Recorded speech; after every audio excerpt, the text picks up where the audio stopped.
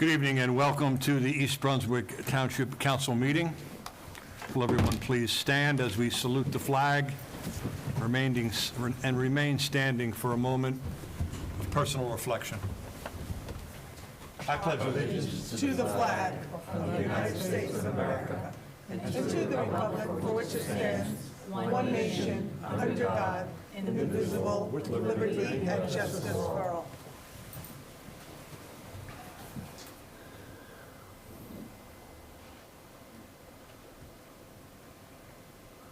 Thank you. Madam Clerk, will you please call the roll? Councilmember Hall? Here. Councilwoman Sullivan? Here. Councilwoman Zambicki? Here. Council President Wendell? Absent. And Council Vice President McAvoy? Here. Also present, Mayor Brad Cohen? Here. Administrator Joseph Criscullo? Here. And Township Attorney Michael Baker? Here. Madam Clerk, would you please read the statement Will do. of adequate notice? Certainly. Adequate notice of this meeting has been provided as required under Chapter 231, Public Law 1975, by specifying the time, date, location, and to the extent known, the agenda, by posting a copy on the bulletin board located in the main lobby of the East Brunswick Municipal Building, providing a copy to the Home News Tribune and Sentinel newspapers, posting a copy on the Township's website, and by filing a copy in the office of the Township Clerk, which will be entered into the minutes. Thank you. Approval of meeting minutes, Resolution 17530, resolution adopting minutes. May I have a motion? So moved. Second. Second? Are there any corrections to the minutes? None. Roll call, please. Councilmember Hall? I wasn't present that day. Yes. Councilwoman Sullivan? Yes. Councilwoman Zambicki? Yes. And Council Vice President McAvoy? Yes. Thank you. We have three proclamations this evening. Proclamation number 1, recognizing Hadassah, the Women's Zionist Organization of America. Councilwoman I'm doing that. Zambicki? Yeah. Please. Thank you. Thank you.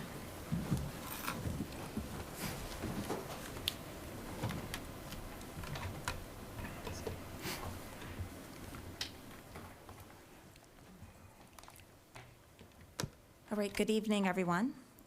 Whereas the Hadassah, the Women's Zionist Organization of America, for over 100 years, as a force for democracy in the United States, and through its membership of over 650 women serving the East Brunswick chapter, and whereas Hadassah continues to foster and enrich Jewish cultural and spiritual traditions, which have contributed so greatly to humanitarian values.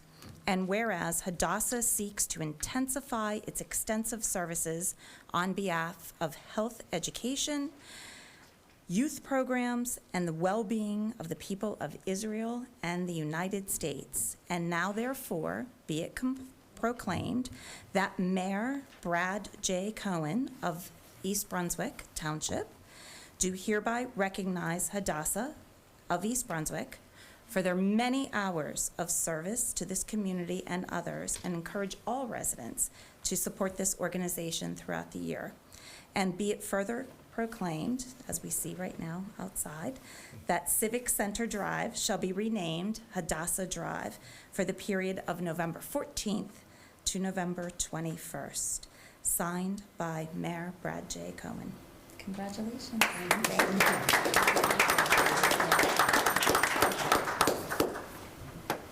Hi, I'm Christine Sullivan from Hadassah, and I want to thank you so much for this honor. We are very happy to be here. And of all the programs that we have put on, both publicly and in our group, some of the programs that I've been most proud of are the ones that we have done on the environment. Our VP of Programming, Linda Lador, spearheaded a wonderful program. It was a 3-part series on the environment. But at the close of it, we realized, as vast as this program is, the need is to focus on one thing to get some traction. And what we decided to do was focus on single use plastic bottles. These just have to go. And the second program that we did on the environment was the forum that we did involving the politicos, the teachers, and scientists. And we are very proud of that program because we need to get past plastic, one bottle at a time. We were very proud to work with the East Brunswick Public Library, the East Brunswick Sustainability Task Force, the East Brunswick Schools, and of course you, the East Brunswick Township Council, and Alpha Delta Kappa, the Kappa chapter, and working together to get movement on this. And we will continue. We are going to have something in time for Earth Day. I'd be remiss if I didn't say to you that a big fundraiser is coming up. And this fundraiser is gift wrap. It is going to take place at the East Brunswick Mall, Brunswick Square Mall in December. And 4th to 24th. Want me to take it from here? December 4th to the 24th. Yeah. And the VP of Fundraising, Fran, is here to tell you. Okay, so we are having, this is the biggest fundraiser Hadassah has of the year, and we invite everybody to bring their packages to the Macy's Courtyard to get wrapped. Our prices are reasonable, and it's all going to charity, every single penny. We will be having our gift wrap from December 4th to December 24th, and we welcome everybody to come on and join us. If anybody loves to rap, we would welcome you to come volunteer to rap, because we always need volunteers. Thank you. Yes, and I want to tell you, too, and just in closing, the money that we raise goes to the Hadassah Medical Organization, which has been the leaders in stem cell research and does groundbreaking continuous work in cancer, Alzheimer's, diabetes, heart disease, and so much more. And what started in Israel is now shared with the world. So please support us, and thank you again for this honor.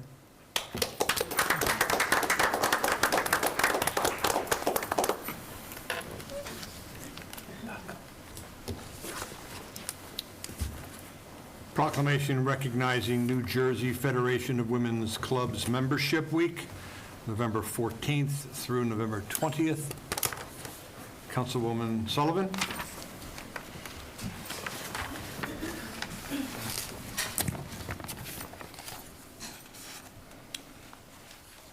Stand with you? Yes. And I stand with you. I'm a member. Okay. The New Jersey State Federation of Women's Club Membership Week, November 14th through November 20th. Whereas the New Jersey State Federation of Women's Clubs of the General Federation of Women's Clubs was organized November 16th, 1894, and has continued to exist as one of the largest and oldest non-denominational service organization of volunteer women in the state of New Jersey.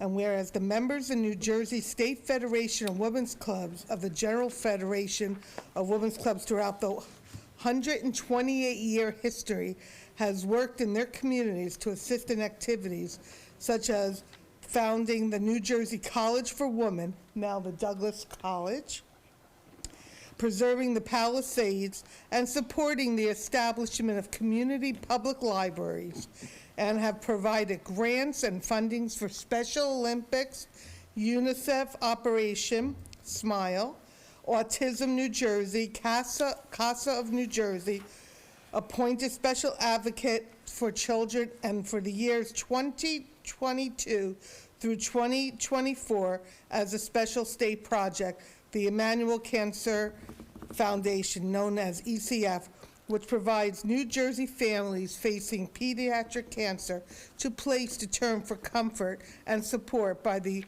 offering professional in-home counseling, material assistance, and emergency financial aid, all free of charge. And whereas the Women's Club of East Brunswick a member of the New Jersey State Federation of Women's Clubs of New Jersey Federation of Women's Clubs, is celebrating 69 years of community service during its 2022-2023 club year to this community throughout support and donations for Arbor Day, Camp Daisy, the East Brunswick Public Library, scholarships at the local high schools, the East Brunswick Museum, local VFW, New Jersey Army National Guard, local families in need through programs sponsored by East Brunswick Recreation, Ronald McDonald House, local domestic violence and homeless shelters, veterans and active servicemen, in addition to other state and national charities. Whereas the New Jersey State Federation of Women's Clubs of the General Federation of Women's Clubs provides programming to enable women in the communities to have excellent resource materials to accomplish goals throughout volunteer service.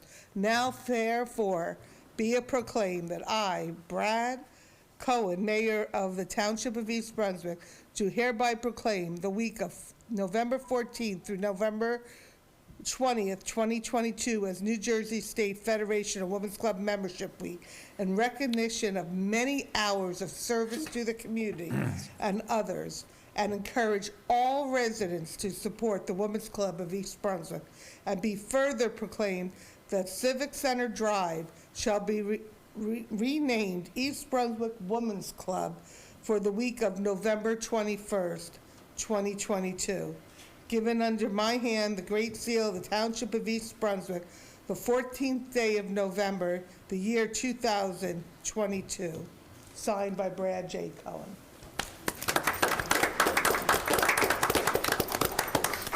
Good evening. I'm Linda Carbley, President of the East Brunswick Women's Club, and I'm also District College Vice President of the New Jersey State Federation of Women's Club.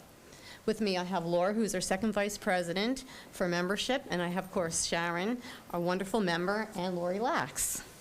It is a great honor as President of the East Brunswick Women's Club to accept this membership proclamation on behalf of the members. Thank you, Mayor Cohen and the members of the East Brunswick Council for recognizing our club. It means so much to our members. The East Brunswick Women's Club has just completed filling 40 holiday stockings, and across New Jersey's club, we have donated 2,040 stockings for men and women in our military. The stockings were given to Operation Yellow Ribbon and Operation Jersey Cares. We have numerous fundraisers throughout the year which benefit many of our community organizations in East Brunswick and our surrounding areas. As Sharon said, our statewide project for the next 2 years is the Manual Cancer Foundation. Also, the East Brunswick Women's Club just collected 42 gift cards, which was a total of $855 that was given to the Township gift card drive. We are a very busy and active club in East Brunswick, and we will be celebrating our 70th anniversary next year. We always welcome new members. And now Laura, second Vice President, will be saying a few words, and thank you so much again for this wonderful honor. So the mission of the East Brunswick Women's Club is to bring together women both of the Township of East Brunswick and the local surrounding area for the purpose in promoting civic, educational, and social activities leading to service and fellowship.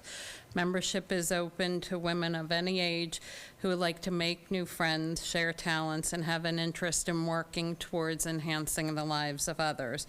We believe that together we can make a difference within the community. Our meetings are held monthly, the second Tuesday of each month, and we meet from September to May. We are currently meeting at 7:30 p.m. at the Knights of Columbus home at St. Bartholomew Church on Riders Lane, and our next meeting will be Tuesday, December 13th, which will be a holiday dinner at Fresco's, so you're welcome to attend. We welcome ladies to attend our functions and learn about this great organization. If you're interested in finding out more about the East Brunswick Women's Club, they may send email to the East Brunswick Women's Club at gmail.com or by calling me at 732-254-5742.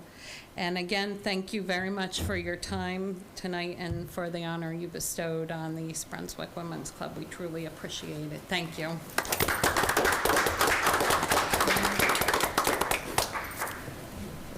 And next, we have a proclamation recognizing November 26th, 2022 as Small Business Saturday.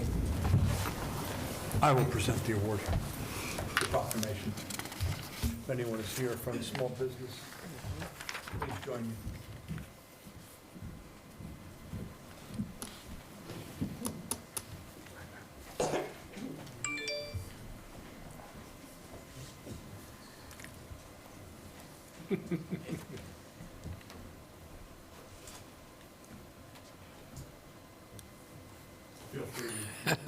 You can come behind me. I don't mind.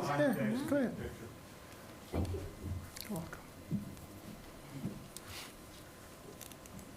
Proclamation, Small Business Saturday, November 26th, 2022. Whereas East Brunswick celebrates our local small businesses and the contributions they make to our local economy and community. According to the United States Small Business Administration, there are 32.5 million small businesses in the United States. They represent 99.7% of all firms with paid employees in the United States and are responsible for 62% of the net of the new jobs created since 1995. And whereas small businesses employ 46% of the employees in the private sector in the United States, 79% of consumers understand the importance of supplying the small businesses and their community on Small Business Saturday. And 70% report today makes them want to encourage others to shop small, independently owned retailers. 66% report that the day makes them want to shop small all year long. Whereas 97% of small businesses Saturday shoppers recognize the impact they can make by shopping small, 85% of them also encourage friends and family to do the same too. Whereas 58% of shoppers report they shopped online with a small business, and 54% reported they dined or ordered takeout from a small business, bar, or cafe on Small Business Saturday in 2021. And East Brunswick supports our local businesses that create jobs, boost our local economy, and preserve our community. And whereas advocacy groups, as well as public and private organizations across the country, have endorsed the Saturday after Thanksgiving as Small Business Saturday. Now, therefore, I, Brad J. Cohn, Mayor of the Township of East Brunswick, do hereby proclaim November 26th, 2022 as Small Business Saturday and urge the residents of throughout the community and communities across the country to support small businesses and merchants on Small Business Saturday and throughout the year. Given under my hand and the Great Seal of the Township of East Brunswick on this, the 14th day of November, in the year 2022, the Honorable Mayor Brad J. Cohn.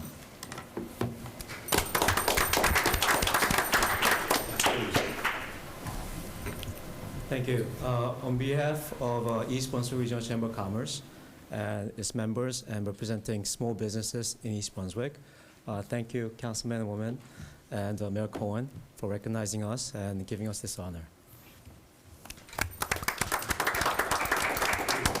Mayor, please. Steve, you worries? You're good. Please. Speak. How many years have you been in business there, sir? 30 in June. Thank you very much for this honor. We appreciate it. The more support, the better. Thank you.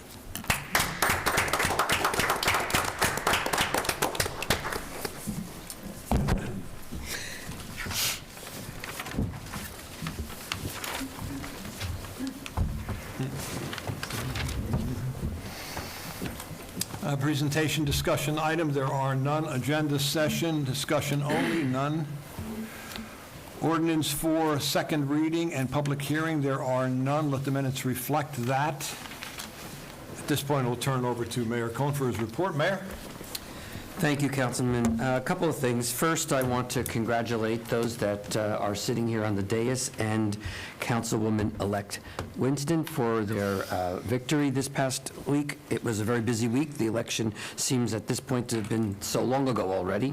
But since the outstanding votes that need to be counted don't add up to your margin, I do appreciate everyone coming out and exercising their right to vote. And I want to congratulate those that are the winners and look forward to working with them in the next couple of years. Also wanted to give a big shout out to all of those who were involved in putting together the gala that was on Wednesday evening. That's the Mayor Cohen's charity gala. That money goes towards helping residents in the township that may have fallen under the radar and for whatever reason, whether it's disability or loss of a job temporarily, find that they're in a bit of a pickle. Maybe they need a roof replaced and they don't have the money for it, or a kid that wants to join a sport and doesn't have the money to afford the equipment. We don't all need to know who they are, but we're a community and we want to make sure that nobody ever feels left out. And that's what that charity was about. So we had over, well, I'm not going to say over 400 people because that would have broken the number of people allowed in the building. So We made it. we had a lot. And we raised a lot of money, but I'm sure Sharon's going to talk about that. So, but I want to thank all of the members of the Board of Trustees who were involved in putting that together. Councilwoman Sharon Sullivan, Lori Lax, who was here a couple of minutes ago, representing the women's clubs, Lee Woo Hong, one of our Board of Education members, a trustee. We also had my wife, Penny Cohen, Rachel Cohen, and Rob Zuckerman. I think those are the 6 that basically got that off the ground, and I really do want to thank them. Considering that it was a busy week, I'm going to add in the water emergency that we just had over the weekend that I'm sure you all got my updates on. But I don't think that people really understand exactly how critical of an issue that was. That water line is the only water line that comes into East Brunswick. It comes from one side, it actually comes through New Brunswick, it gets treated at Edison Highland Park, and then comes along Riders Lane underneath Route 1 and into East Brunswick. It services all of East Brunswick, and we sell water in turn to South River, Helmetta, and Spotswood. So if that line goes out, we're all out. The fact that you really saw no real change in your service is that thanks goes to a lot of people who had to come together to get that working. The water department that was out there immediately, our planning and engineering department, the county, our fire departments. We had to have every fire department manned, and we had tankers out there in the event that there was an emergency, because time is everything in this business. So every one of the firehouses had volunteers in them until the water emergency was gone. And we also had help from our neighbors. South Brunswick was able to have a tie-in and interconnect to East Brunswick that provided about 1.5 million gallons of water during that emergency. And that was with them having one of their 2 water tanks out of commission because it's being serviced. We got help from the county. So everybody came in and did what they needed to help out East Brunswick, no different than we would do for anybody else. And I want to thank all of them for doing that. But I do think that it underscores a critical piece of infrastructure work that we must attend to. I know in a couple of years ago, actually I think December, it'll be 3 years that we had to institute a water rate increase that I know everybody doesn't want to hear about that, but the water utility in our township is a utility. It must be self-liquidating, meaning that it must function based on being paid for by the users.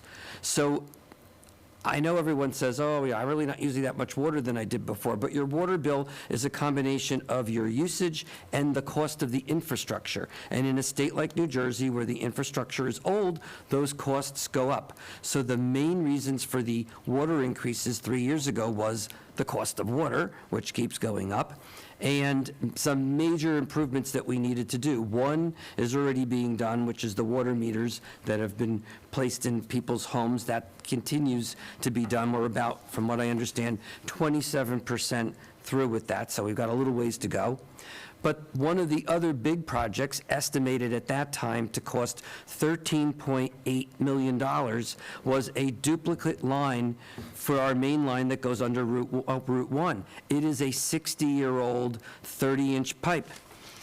It's bound to go. The last time it had a problem was in, I think most of you might remember, 4th of July weekend, 2016. That pipe burst on the East Brunswick side of Ryder's Lane, on the East Brunswick side of Route 1. This time it was on the New Brunswick side. Can you only imagine what would have happened if that pipe actually burst under Route 1? You would have had to close down Route 1.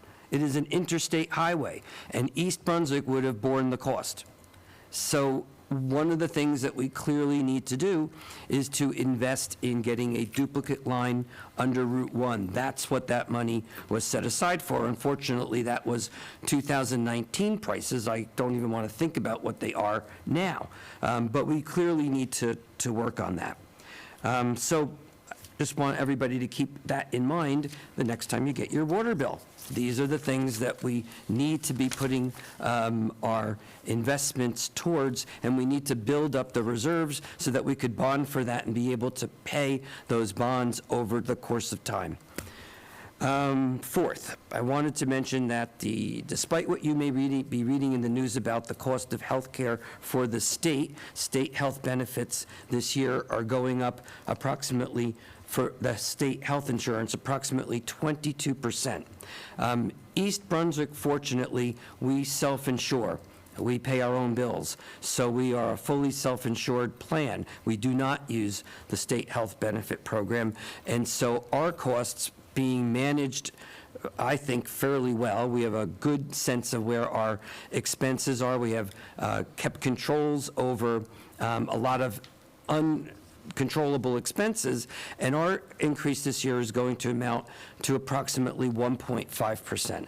That is a major difference from what you're hearing across the state for the state health benefits, and that all translates into ultimately the money that we have to pay in taxes, because that covers the cost of insurance. And then finally, what I wanted to talk about, because I know everybody's been talking about it, and it is something that we will be addressing, and that is the increase in the number of burglaries having been reported in the Lawrence Brook section of the township. First, we do understand that there is an increase. We are fully aware of it. We prepare for it pretty much every year around this time, because Lawrence Brook section of town, being so close in proximity to the turnpike, has always been an area that burglars tend to target, because they can get the heck out of East Brunswick so easily by getting back onto the turnpike. We've known that. Police had already been putting more patrols out there. If you don't see a car, or you don't see a police car or a policeman dressed up in his outfit, it doesn't mean they're not there. We have regularly putting out people in plain clothes and in unmarked cars, because that's the way you're going to catch them more likely than a police car. That just means they're just going to go somewhere else. So I think that the fact that you don't see them there doesn't mean that they're not there. We will not be telling everybody what the security plan is for East Brunswick. That's just a roadmap for a burglar to know exactly where we're going to be at what time. We will not be doing that. The chief, who is here today, will also be holding a town hall meeting next week. We put that out on Civic Ready. So for those who want to either come in person, it's going to be Wednesday the 23rd at the public library from 7 to 8:30. We're also going to work to try to make sure EBTV can put that on live, so anybody who can't get to the library can watch it on EBTV at the same time. So if mobility or traveling to the library, or you're making plans for Thanksgiving, we understand the timing of it, but we'd rather get to it before the holiday than putting that off to afterwards. And there have been alerts that we've brought out to the community, notifying people of the things that they could do to help us and the police department help keep down the likelihood of being the victim of a burglary. I'm not going to read all of them off to you now, but there's a lot of things that we can all be doing. That doesn't mean that the public safety department isn't doing their job, but we don't also have to make it easy or make us a prime target for a burglary either. So if there's simple things that we can do, we'd like you to know what those are so you could do them. And, but I'm encouraging everybody to come out or watch it on TV next Wednesday, 7 to 8:30 p.m. But again, the take-home message, we are quite aware of it. There are people out there, even if you don't see them, but there's no way that we could ever be in a position to have enough officers to be in every part of town whenever there's going to be somebody speeding or cutting through a stop sign or trying to break into someone's house. It's just impossible to do that, which is why we rely on trying to get the public involved in noticing things and reporting them so we can make sure that we at least try to head them off as quickly as we possibly can. So please get that word out, and thank you. Our business administrator, Mr. Joe Criscuolo. Sure. This evening in your council packets, there's Resolution 17-532. This is the yearly best practices inventory that just has to be in, there has to be a resolution for. It's already been down to the state and approved by them or put into their system. So that's just a yearly type of thing that we do to the state make sure we're following all their policies and procedures, and it's scored. Also on the agenda tonight, Resolution 17-531 is our, once again, fourth quarter of a year. We do our budget transfers, and you'll probably see these on the majority of the council agendas for the rest of the year. This is normal housekeeping. You know, we create a budget, we try to stick to the budget, but then there's times where things don't always work out. The price of gasoline is one of them, where we're, you know, transferring up to $100,000 into that line item. So we have money that was in the budget in other line items that we've tightened our belt on, and in order to effectuate those transfers. They're transfers, they're not additions to the budgets, they're just transfers. Thirdly, in your council agenda packet this evening, Tamara was graceful enough to work with myself and the director of DPW Water and Sewer. We revised the agenda, and there I need to declare the emergency. There is one typo in the certification, and I will get that update to tomorrow, but I need to strike the word elevator in section 5 of the certification that I signed. That is just a typo. So under New Jersey state purchasing laws, we have to follow purchasing guidelines, bidding procedures, and so on. But there is a procedure to follow when there is emergency. The procedure you follow is you declare the emergency, the department head sends a letter to me, and then I certify said emergency.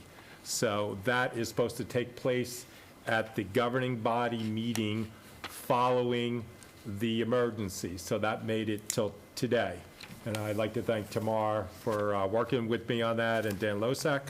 As the mayor said, that will be added to the agenda and voted on as part of the consent agenda. As the mayor stated, I'm really extremely proud of our staff and the way they executed, you know, in the middle of the night, everybody calling out. Fabulous job done by all. Can't thank the fire departments, the volunteers enough, contacting tankers from all over the state. Those folks are also volunteers that drove here and sat in our parking lot in case one of our facilities had a fire. The key thing, it would have been to get there as quick as possible and put the fire out, and that's why we brought the tankers in. There was a set of 2 during the day, and then a set of 2 in the evening, and all our volunteers basically sat there overnight, maybe slept in the chair or whatever, to make sure that all of our residents and businesses had fire protection. and they're volunteers. So really, hats off to them. Hats off to everybody involved. I won't reiterate what the mayor had stated. In the last meeting, remember, Mr. Losak did a presentation on the water system. And when you're out in the field and you see these breaks and you see a 30-inch pipe and you realize how big they are and how much work goes into that system, it's amazing. And it's an astonishment that basically you get your water for about a half a cent a gallon, a little bit more than that. If you go into the store, nowadays, I use a lot of bottle-type water for my CPAP machine. It's $2.25 for a gallon. You know, so we're providing you clean, drinkable, palatable water for a little bit more than a half a cent per gallon. Believe me, when I got home from that site on Saturday, I stunk, and I never appreciated that water coming out of my spigot to take that shower more in the last 10 years. So special thank you to the volunteers, the staff, and naturally for the residents for conserving as well. And I just ask that you pass the certification so I can naturally pay the contractor that came in and basically worked all through the night. Our Township Attorney, Mr. Michael Baker. Council President, I was going to explain the emergency purchasing rules, but Joe did that well, so I have nothing else to report. Thank you. You Township taught me Clerk's well. I beg your pardon. Township Clerk's report. I have nothing to report. Do any council members have any committee or board reports? I guess I have to talk about the gala. Councilwoman Sullivan? Yes. Hi.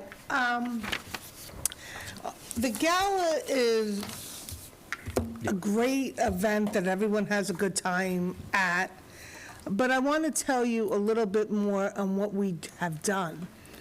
We have helped we helped a family get a new roof, helped many children in school that were told, the Bear Den also does a fantastic job, but they wanted new clothes for a couple of Christmases, things that we take for granted, like going out and getting a pair of sneakers, going out and getting new underwear, going out and getting new socks, and giving it to the parents for them to wrap, for the children to put under the Christmas tree. And of course, I had to get them a few toys and a few fun things as well. We voted on that. We have also did, because of the 2 years we had in between galas, we had our first response, like the beginning of the COVID, we fed a lot of our first responders that didn't get to go out to eat. They were constantly working and helping people. We helped seniors during that time by delivering some food. We also had a to-go lunch, which they drove by and they picked it up. We also given them a lunch.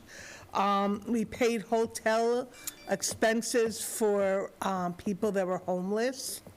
And at that point, we helped them find jobs through, the police department was also helpful in vetting a few of those people out to us.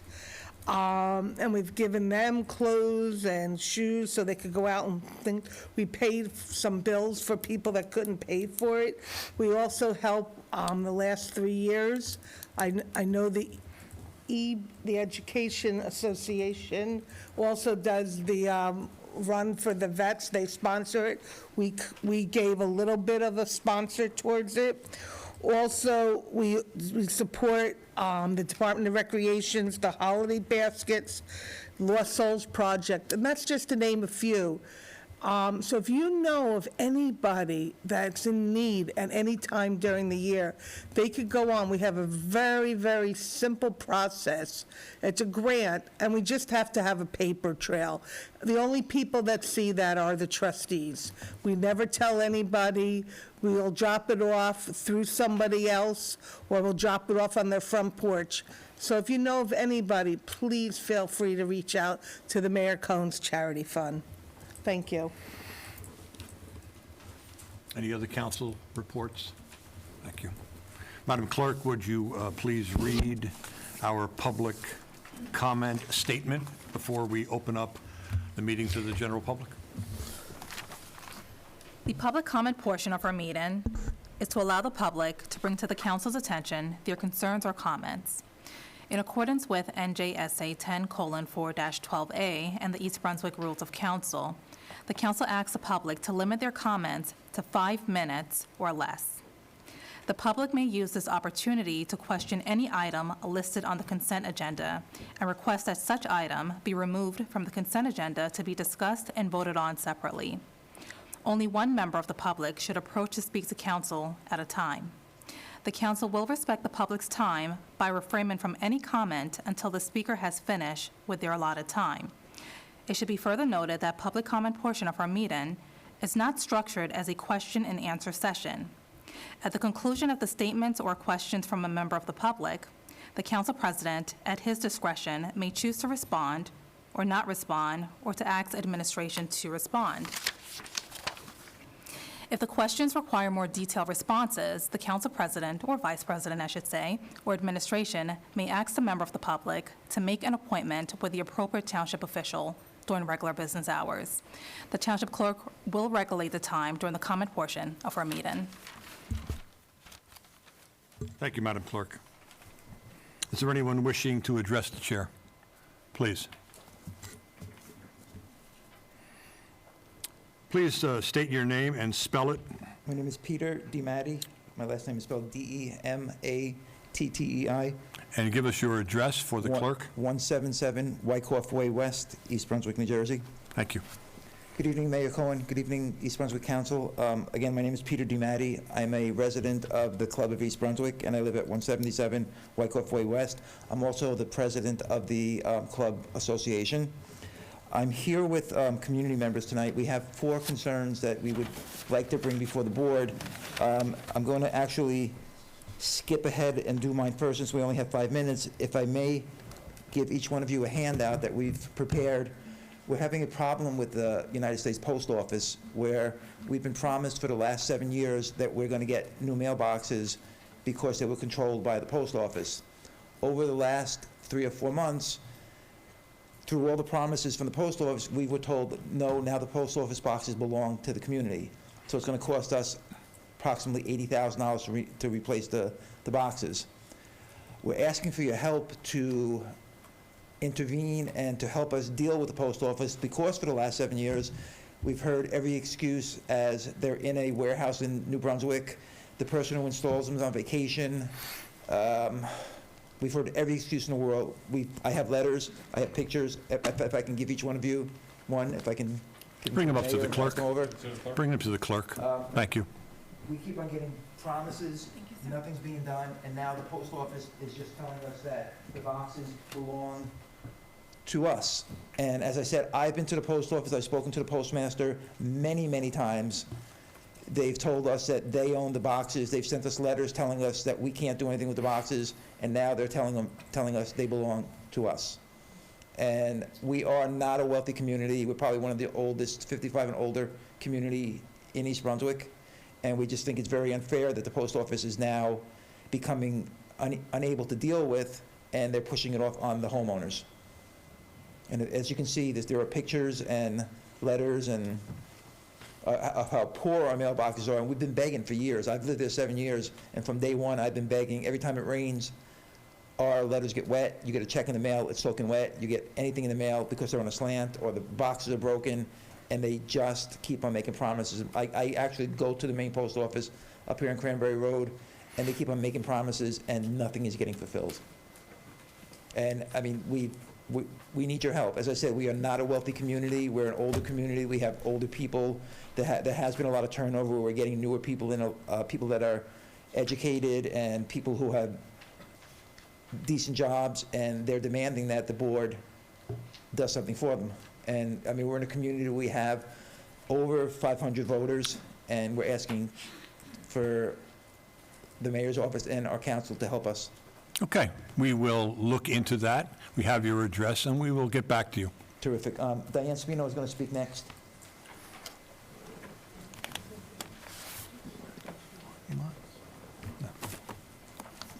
Good evening. My name is Diane Spino, and my address is 153 Wyckoff Way West, East Brunswick, New Jersey. Could you spell your last name, Diane? Spino, spin with an O on the end, S-P-I-N-O. Thank you. You're welcome. At our association, we have a program which requires each unit owner to clean their dryer vents every other year. And they have to provide a copy of the receipt that they had this cleaning done and the date, and certify that they also cleaned out any, what do you call it, Dutch? Lint from the outside, if there is any. Now, our buildings are comprised of either villa units or what we call 10-plex buildings.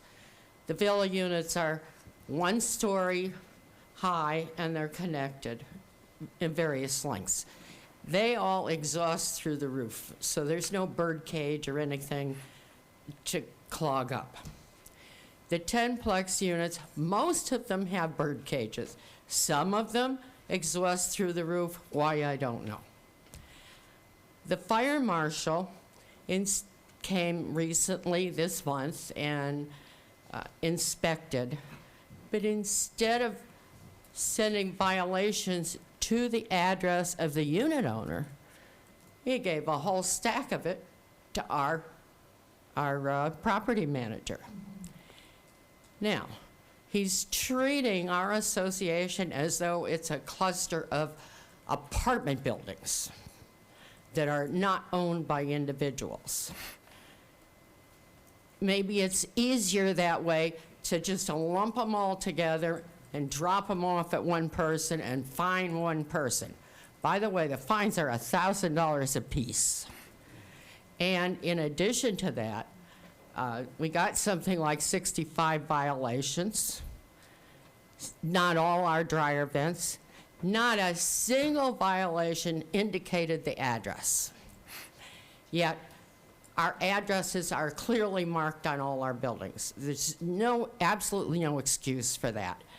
Trying to find where they were saying there was a violation has been a nightmare.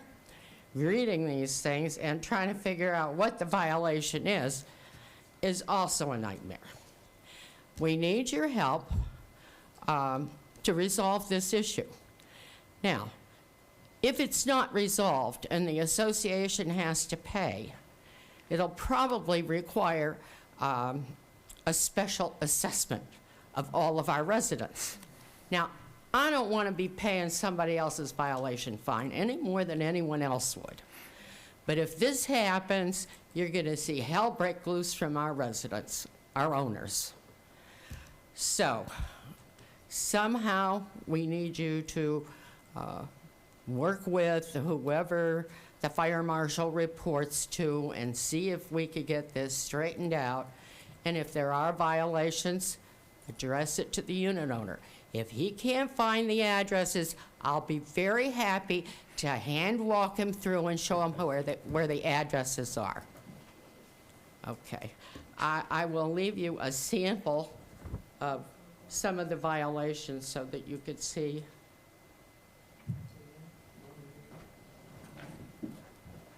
How hard they are to read. Thank you. You're welcome. Thank you.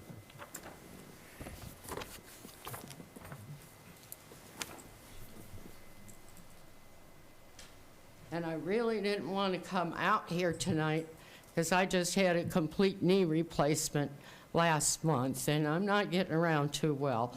But this is a serious issue. And we do take fire risk serious at our association. So I don't want to indicate we're negligent, we're not negligent. Okay? But the owner should be responsible. Here's how our master deed and bylaws works. Any item or utility that services a single unit is the responsibility of that unit owner to maintain, replace, or do whatever is required. That includes electric, gas, water, your dryer vent cleaning, anything like that. Nobody shares a dryer vent. Okay. Thank you very much. Okay, and we have your address as well, and we have Peter's address, so we will get back to you. Thank you. Okay, thank you. Next is Thank you. Good evening. My name is Joel Kirsch, Kirsch. I live at 313 Wyckoff Way West, and I've been a proud owner and member of the club for 36 years.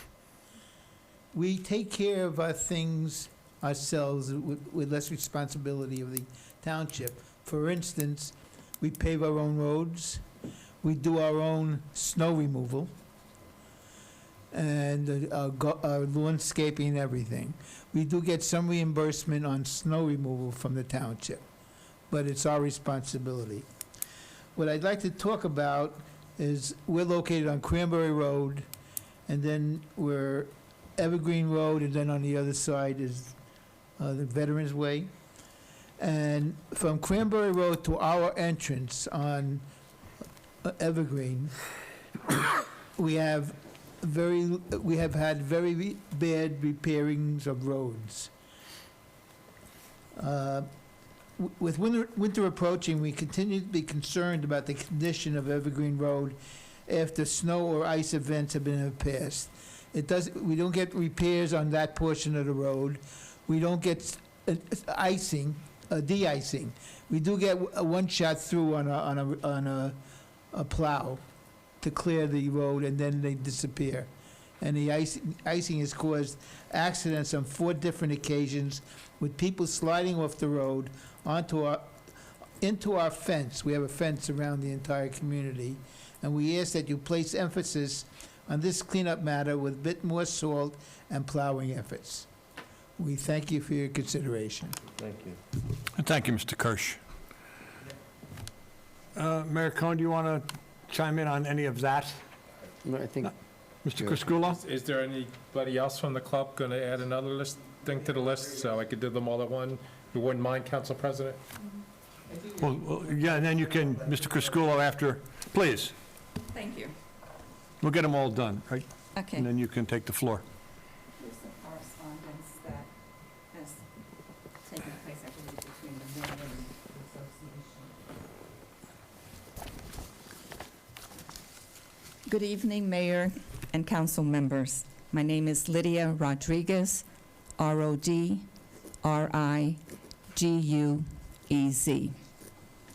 I live at 85 Whitehead Lane in East Brunswick. As you all know, we live at the club. We're all residents of the club. As you've heard, we've had many concerns at the club over the years. One of these concerns is the road noise and traffic on Cranberry Road. Over the years, we've been living there for 10, going on 11 years, and we've seen an increase in the volume of trucks and tractor trailers on Cranberry Road.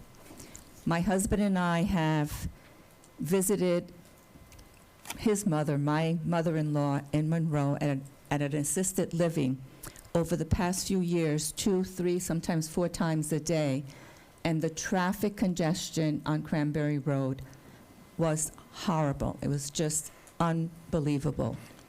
With the increase of warehouses, townhomes, and condominiums on Cranberry Road, we also have a new Hindu temple that has been built or is under construction at the moment. This is increasing more congestion on Cranberry Road. Aside from the congestion, we have seen an increase in the noise on Cranberry Road. Many of our residents have units right on Cranberry Road. They face Cranberry Road, and they have complained about the noises or the noise that the tractor trailers constantly create on that road. We ask, and I don't know if this is, within your ability to change or to advocate for us, but we ask that I was just going back, that a lot of the tractor trailers and trucks that go on Cranberry Road to the warehouses further that way, in that direction, get off at exit 9 to go to the warehouses right on Cranberry Road.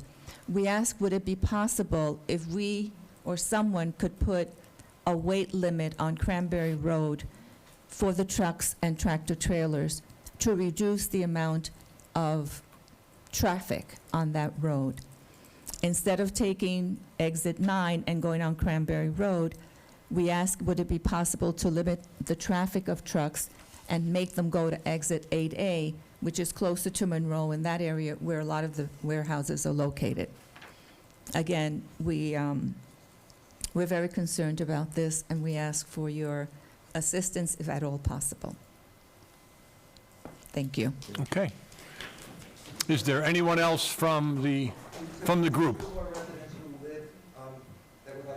Sure. You're good? Mr. Crisculo, just I think the mayor wants to say something. I'm not looking for a detailed evaluation here. You wanted to say something, or? No, well, simple. I think the first question had to do with the Post office. The post office, and we will take that issue up with the people that we have who are federal. It's a federal responsibility. That's not a township responsibility, but we're more than happy to try to work with our representatives to try to get you answers to that question, or at least try to get it resolved, since you've worked so long on trying to get it resolved and don't seem to be getting anywhere. That's where we can help you, but we literally can't even touch your mailboxes. In fact, if we touched them and got hurt, we'd get sued by the federal government. No, this is not an exchange. Okay, You have the 5 minutes, not to be quick, but we'll that's why help you. I want But to keep we'll- this, Mayor, I'll keep this brief. Yeah, we will help you. Right. The second issue was the Dryer vents. the dryer vents. That's not Again, us.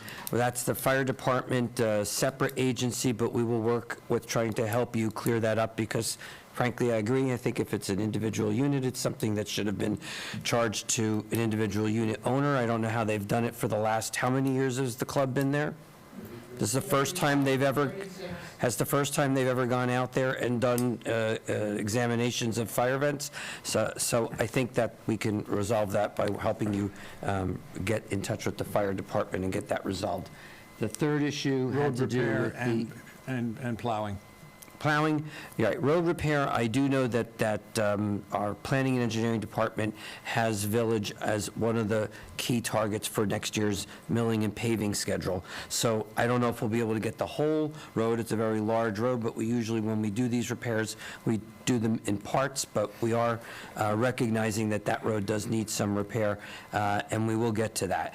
Accidents can happen anytime there's ice, anywhere, anytime, anywhere. So I understand that ice makes it even more dangerous, but that happens anytime there's ice.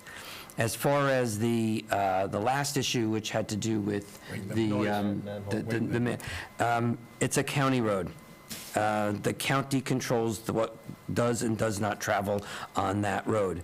It was made a county road for the purpose of being able to have heavier traffic, and that they would take them off side roads. That's why they're there. I understand that 8A, a lot of the traffic is coming this way. The county actually would like to widen Cranberry Road and parts of it, which we are totally against, because I think it would only bring more trucks. As far as what we could do with the county, we could work with them at trying to maybe institute lower speed limits, because I do know that they do barrel through there, but I can't tell you that we could do anything. So I'm not about to make a promise of something that I know we absolutely can't do, which is to tell the county to stop putting trucks on roads that they built for the purpose of having trucks be able to use them and not go onto side roads. That's development that's happened all throughout the state. I can't change that. I don't think we could would want to do anything that would encourage more traffic. The letters that you had here that came to my office had to do with manhole covers more than truck traffic on the highway. It had to do with the fact that the manhole covers made noise every time the trucks rode over it, and it made the noise worse. And we have had our township DPW speak with the county to try to fix that problem to some degree, but I think a large portion of that is the rate of speed that they're traveling through the road more than it is the truck itself. They've always had trucks. I think the fact that they're barreling through is part of that problem, but we are working on that. But I don't want to make a promise that we could stop trucks on a road that is county road that was designed to handle that type of traffic. I know there's things that you could do in your own community that might work as noise reduction mechanisms, and we could talk about those things that could be employed. But I think it would be impractical and unfair for any of us here to tell you that we're going to stop trucks from driving on Cranberry Road. So to put Mr. Criscuolo? Yes. Peter, being you're the president of the club, if you wouldn't mind calling the mayor's office tomorrow and giving me a contact number for you and maybe an email address, and I will then forward your request to Bonnie Watson Coleman's office. Carrie Osmond is the chief of staff there. She'll assign it to a member there about the post office. You're not alone with this situation. There's supposed to be master agreements on mailboxes, and those agreements were done long before I was here and so on. So the post office, when they find them and pull them out, a lot of those master's agreements say, no, it's your responsibility to maintain the mailboxes. Much like at my house, it's my responsibility for the mailbox that is affixed to my home. So, but we'll get the ball rolling for you on that. Carrie Osmond is very responsive. So if you could just call my office tomorrow, Tracy will answer the phone. Give her, just say you're at the council meeting, we request your telephone number and email address, and then Council President will work through these issues. The violations with the dryer, I just have one question. In the past, who paid for the cleaning of the vents? The homeowner. Each individual homeowner. Thank you. That's my only question with that. And we will get in touch with the Fire Marshal's office and have discussions about that, and we'll go from there. Thank you.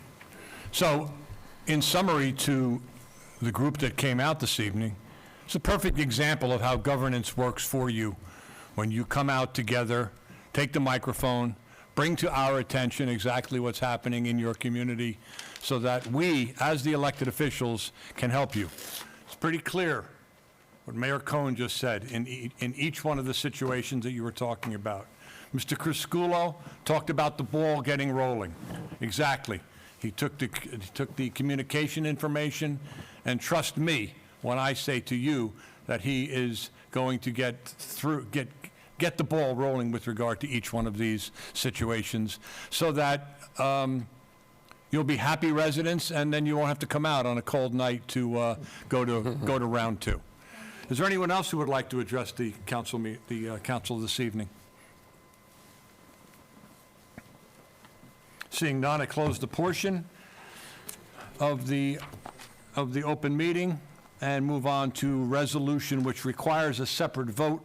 Resolution 1753-1, resolution authorizing budget transfer in accordance with NJSA 40A:4-58. Can I have a motion on that? So moved. And a second? Second. Any discussion? Madam Clerk, would you call the roll, please? Councilmember Hall? Yes. Councilwoman Sullivan? Yes. Councilwoman Dembicki? Yes. And Council President McAvoy? Yes. Thank you. Moving on to the consent agenda, does anyone have anything that they need pulled? Council President, if you would just add All right, the we all have the additional one. 1754-1, it has been added. Thank you, sir. You're welcome. With the modification of taking elevator Right, out. the Thank you very much. Okay, I'll take a motion for the following. I'm going to just call out Resolution 1753-2, if you don't mind, and we'll move down through 17, 53, 33, 34, 35, 36, 37, 38, 39, 40, and 41, which has been added. So you're taking out which one number? I'm sorry. I'm not calling it, I'm not pulling any. Oh, I'm just okay. adding, making Okay. sure you understand Okay. that the 1754-1. Okay. Okay. Can we get a motion for that? So moved. Second? Second. Madam Clerk, would you call the roll, please? Councilmember Hall? Yes. Councilwoman Sullivan? Yes. Councilwoman Zambicki? Yes. And Council President McAvoy? Yes. Thank you. And now we have an ordinance for introduction on a public hearing set for November 28th, 2022. For each one of these, we need a separate vote. Ordinance 22-21, an ordinance of the Township of East Brunswick amending Ordinance 21-35, fixing the grades, classification in grades, and compensation of employees of the Township of East Brunswick, covering the United Services Workers Union Local 255. Can I have a motion? So moved. Second? Second. Any discussion on that? Madam Clerk, would you please call the roll? Councilman Bahal? Yes. Councilwoman Sullivan? Yes. Councilwoman Zambicki? Yes. And Council President McAvoy? Yes. Ordinance 22-22, an ordinance of the Township of East Brunswick, amending Ordinance 21-36, fixing the grades, classifications in grade, and compensation of employees of the Township of East Brunswick, covering the Professional Managers Association, the PMA, executive staff, and confidential employees. Can I have a motion? So moved. Second? Second. Any discussion? Madam Clerk, would you call the roll, please? Councilman Bahal? Yes. Councilwoman Sullivan? Yes. Councilwoman Zambicki? Yes. And Council President McAvoy? Yes. Ordinance 22-23, an ordinance amending Ordinance 22-05, fixing compensation for employees, part-time and seasonal employees for the year 20-23. Motion? So moved. Second? Second. Discussion? Madam Clerk, would you call the roll? Councilman Bahal? Yes. Councilwoman Sullivan? Yes. Councilwoman Zambicki? Yes. And Council President McAvoy? Yes. Ordinance 22-24, bond ordinance providing for various road improvements in and by the Township of East Brunswick and the County of Middlesex, New Jersey, appropriating $2,200,000 therefore, and authorizing the insurance of $2,090,000 bonds or notes on the township to finance part of the cost thereof. Can I get a motion? So moved. Second? Second. Any discussion? Madam Clerk, would you call the roll, please? Councilman Bahal? Yes. Councilwoman Sullivan? Yes. Councilwoman Zambicki? Yes. And Council President McAvoy? Yes. Ordinance 22-25, capital ordinance in and by the Township of East Brunswick, County of Middlesex, State of New Jersey, appropriating $1,607,500,000 for various road improvements projects for the year 2023. Get a motion? So moved. Second? Second. Discussion. Madam Clerk, would you call the roll? Councilman Bahal? Yes. Councilwoman Sullivan? Yes. Councilwoman Zambicki? Yes. And Council President McAvoy? Yes. Ordinance 22-26, an ordinance of the Township of East Brunswick, State of New Jersey, amending Chapter 209 entitled Vehicles and Traffic, Section 209-52. Schedule 13, stop intersections 2 and stop sign on Pearl Road and Peggy Road. So moved. Second? Second. Madam Clerk? Councilman Bahal? Yes. Councilwoman Sullivan? Yes. Councilwoman Zambicki? Yes. And Council President McAvoy? Yes, ordinance 22-27, an ordinance of the Township of East Brunswick, adding Chapter 101, filming agreements to the revised general ordinances of the Township of East Brunswick. Can I get a motion? So moved. Second. Second. Madam, discussion. Could I just ask what a filming agreement is, please? The township frequently gets requests by media companies or private individuals who are making films to come into town or come onto township property and film. And so the agreement requires them to provide background information, insurance, and the like. Okay, thank you. Any further discussion? Madam Clerk, please call the roll. Councilman Bahal? Yes. Councilwoman Sullivan? Yes. Councilwoman Zambicki? Yes. Council President McAvoy? Yes. Ordinance 22-28, an ordinance amending Chapter 3, Administration of Government. The missing part of it. It's on the next The page, back. sir. Is it on the back? Sorry, it's on the Yeah, side. just- Oh, yeah, thank Yeah. you. So that's section bear with me, 118.1, schedule of fees for mayor services of the Township of East Brunswick. Motion? So moved. Second. Second. Discussion. Madam Clerk? Councilmember Hall? Yes. Councilwoman Sullivan? Yes. Councilwoman Zambicki? Yes. And Council President McAvoy? Yes. Thank you. Add-on resolutions, none. Unfinished business and new business, none for the good of the cause. I just don't remember the date. It's the Tuesday, and I don't have my phone in front of me. Just to remind everybody, the interfaith Thanksgiving service. Tuesday before Thanksgiving, so I think So it's it's the 22nd. 22nd. I'll take the floor. Following the water main break from early in the morning on Saturday, an entire workforce of East Brunswick professionals immediately went to work under emergency conditions to repair a serious infrastructure problem. The following individuals and emergency organizations need to be recognized, and on behalf of a grateful community, we salute you. Our water and sewer utility, our planning and engineering department, our emergency management director, Mr. John Cossack, the Earl Construction Company, fire districts 1, 2, and 3, and all volunteer firefighters, our business administrator, Mr. Joe Crisculo, the neighboring township fire companies that provided tanker trucks of water, Mr. Keith Kipp, our engineering and planning director, Mr. Dan Losick, Public Works and Water Director, Mr. George Smith and Mr. Henry Mertens, who are part of the Water and Sewer Department, Mr. Joe Blackmeyer from the Water and Sewer Department, Mr. Michael Dixon from Planning and Engineering, Fire Chief Ron Summers from District 1, Fire Chief Mike Rosa from District 2, and Fire Chief Mike Slider from District 3, the Middlesex County Volunteer Association, Mayor Brad Cohn,